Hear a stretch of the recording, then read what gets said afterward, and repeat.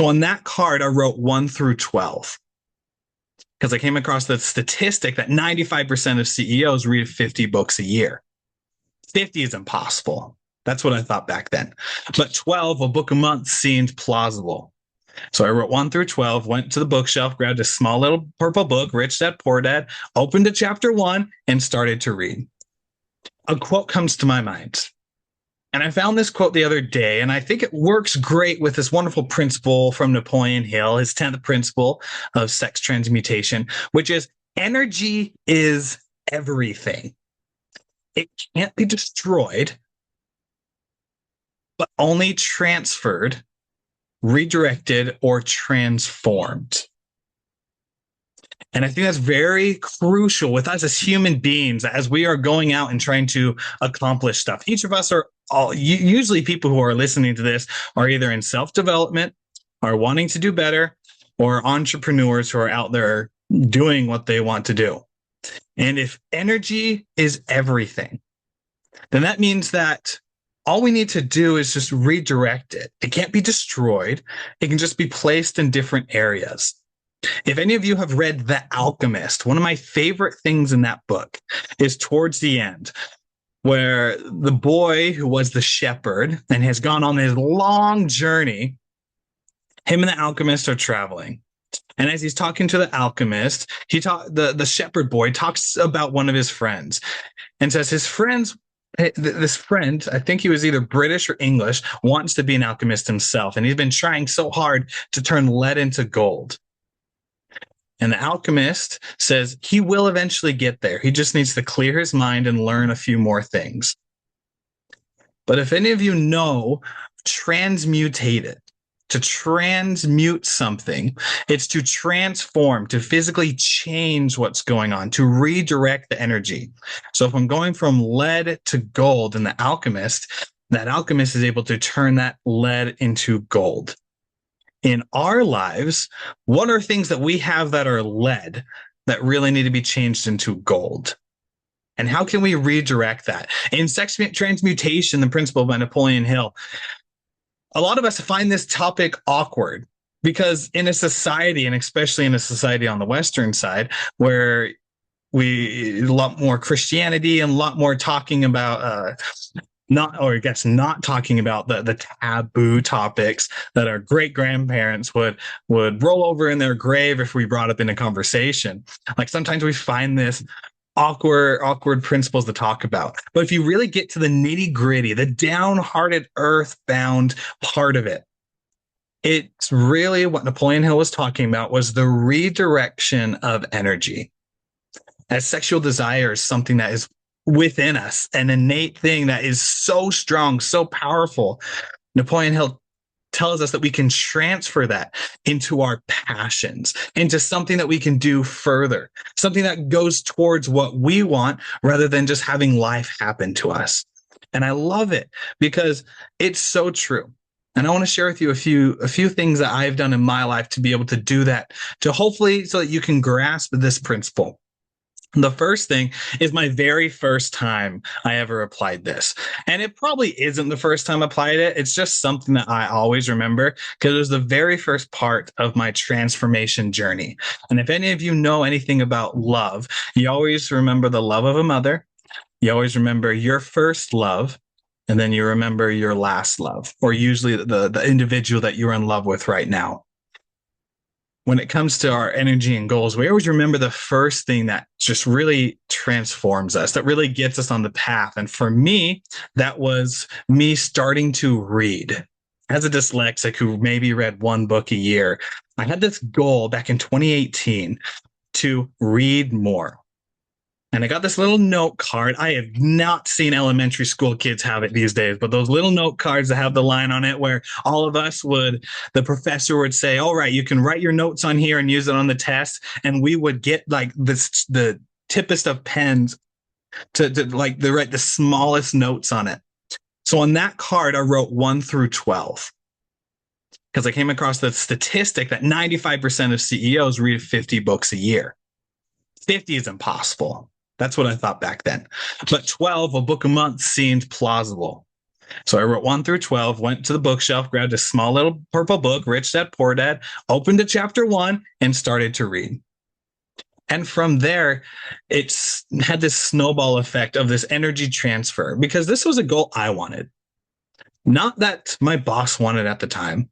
Nothing that a professor told me at college, not something that my parents or my friends were like, this would be super cool. It was innate. It was something inside of me. And because that was my why, of like, that is mine. The why I wanted to do it, I'm just like, I want to achieve it. And so as I set that goal and I started to read, I put all my energy into it. And I'll tell you what, all my energy at the time, I read so slow.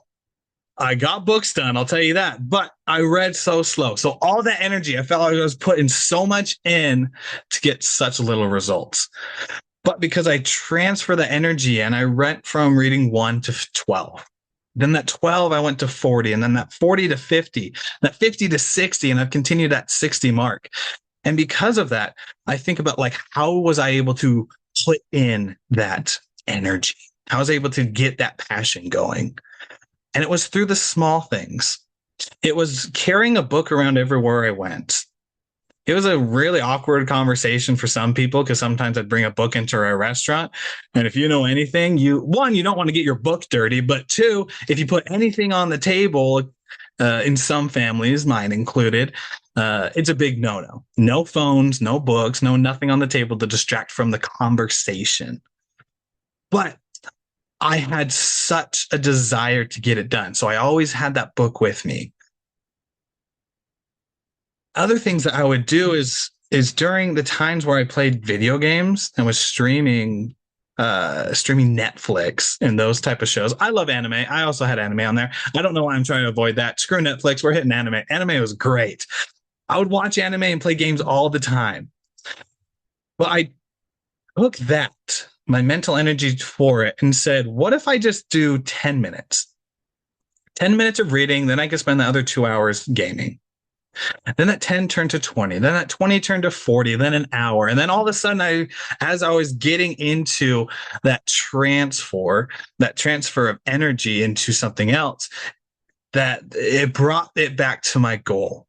And then I was able to read 60, that 60 bookmark, and continued from there. And that's just one story. If I can, let me share another story with you of that transfer of energy. Fast forward several years, we're hitting Christmas time.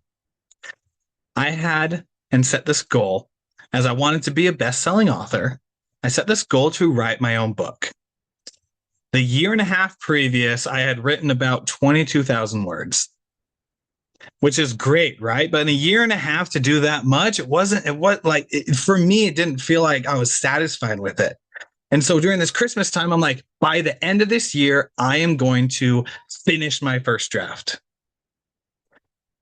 I set a plan. I said, okay, we are about to go to the in-laws for the holidays. And because we're at the in-laws house, I have no clue when I'm going to have time, but I need to find some time. And with all the activities, with all the family lunches and dinners, and with wanting to hang out with everybody, I knew that the only time I had was in the morning. Waking up bright and early at 4 a.m.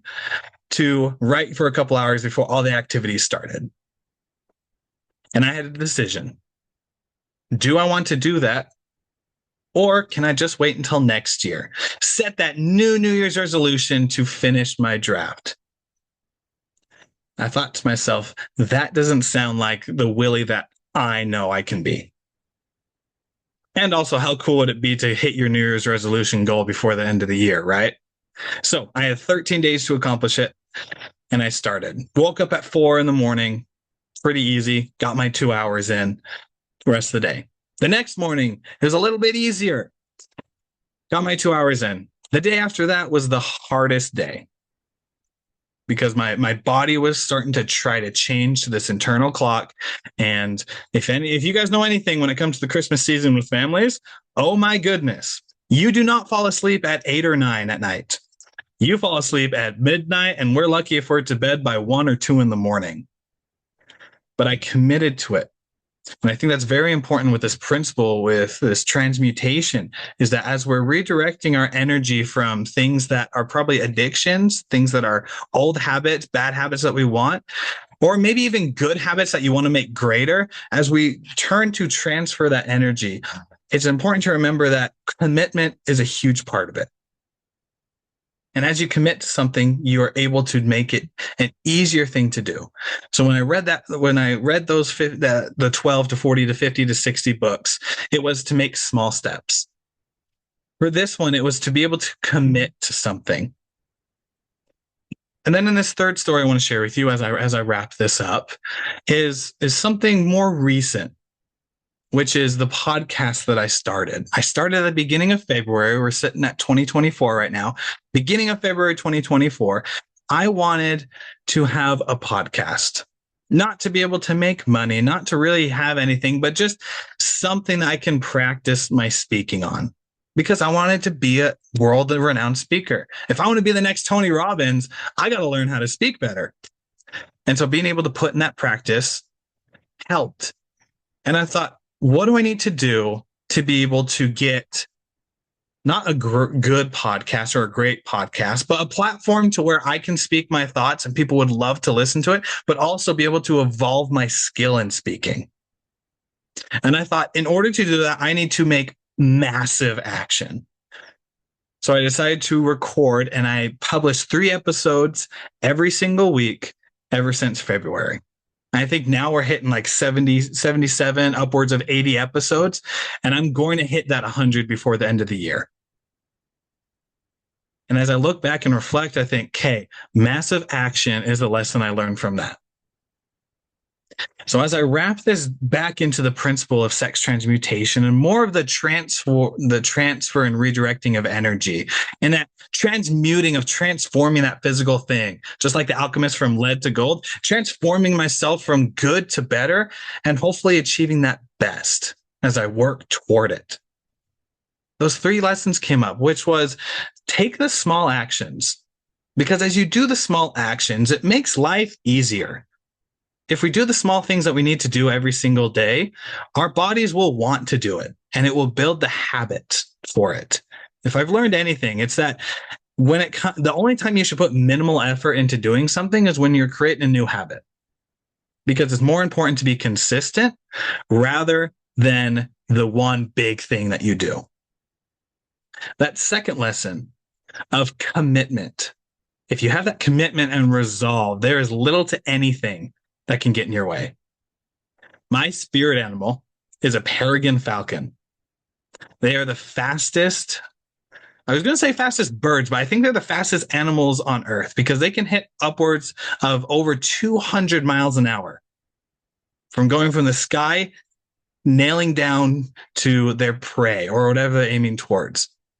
So like a peregrine falcon, you got to, as you search for what you want, when you find something, you got to commit to just that. If you find your prey, but then as you're going towards it, you squirrel off and see another squirrel, no pun intended, as you see another squirrel, then break off from it, you lose all your momentum, you lose the speed to redirect, and then you go back and forth, and it just doesn't work. But to be able to commit and have that resolve towards a single thing is powerful.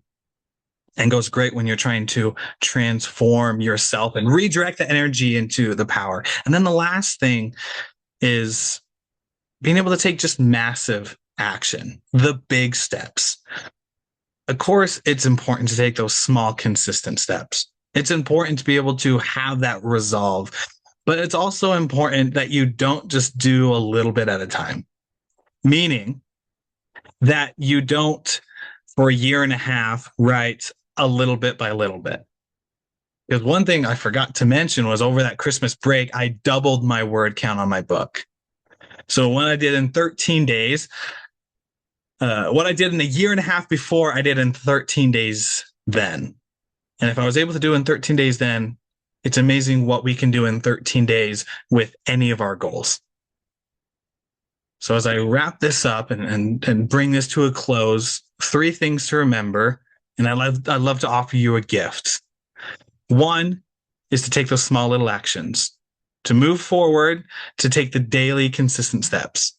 2 is to have that resolve and that commitment towards a single thing. Because if you spread it out, it's very difficult to achieve it. But if you focus on one thing, there's a lot of power in it. And then 3rd is the massive side of action.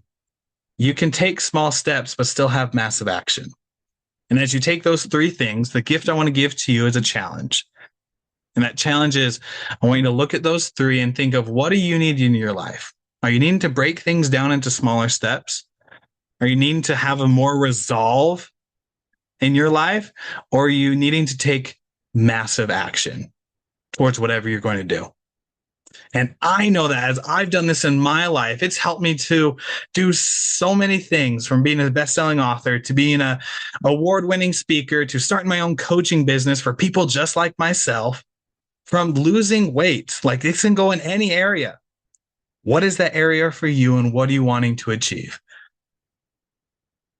Because one of my favorite quotes, whether you think you can or you can't, you're right. And that was by Henry Ford. And as you take Henry Ford's advice, believe that you can, believe you can go forward, and there is nothing that you can't achieve. You are the hero of your own journey. You are the rider of it. So go forward and ride it. All you got to do is start putting that pen to paper and start being that person that we know that you can be.